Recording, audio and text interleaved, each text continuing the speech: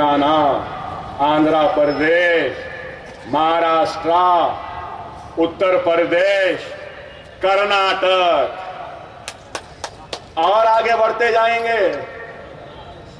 हार और जीत तो लगी हुई है, हारेंगे कोई बात नहीं, हमारी जिंदगी तक हम हारेंगे, बेशक हारेंगे, हमको हार की परवाह नहीं है। मेरी जिंदगी तक, असदुद्दीन ओवैसी की जिंदगी तक हम हारते रहेंगे लेकिन लड़ते रहेंगे, हम हारते रहेंगे लेकिन लड़ते रहेंगे। लेकिन जब हम मर जाएंगे, जमीन की ग़िज़ा बन जाएंगे, अल्लाह को प्यारे हो जाएंगे, तो हमारे आने वाली नस्ल को उत्तर प्रदेश की कामयाबी मिलेगी, बिहार की कामयाबी मिलेगी, बंगाल की कामयाबी मिलेगी, कर्नाटक की कामयाबी मिलेगी, मध्य प्रदेश की कामयाबी मिलेगी, आसाम की कामयाबी मिलेगी।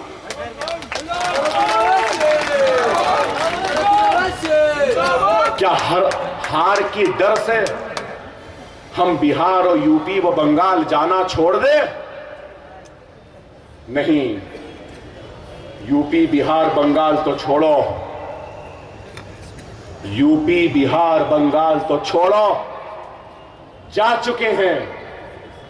इंशाअल्लाह ताला मंजलिस अनक़रीब कश्मीर को भी जाएगी।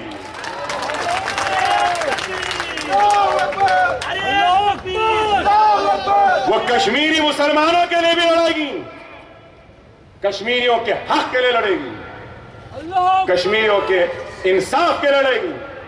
कश्मीर हिंदुस्तान का अटूट हिस्सा है, लेकिन कश्मीरियों को भी हिंदुस्तान का अटूट हिस्सा समझने पर मजलिस मजबूर करेगी कि वो कश्मीरी भी हिंदुस्तानी है।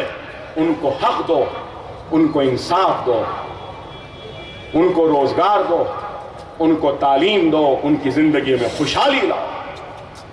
मजलिस करेगी, मजलिस कश्मीर भी जाएगी, इंशाअल्लाह मजलिस गुजरात को भी जाएगी।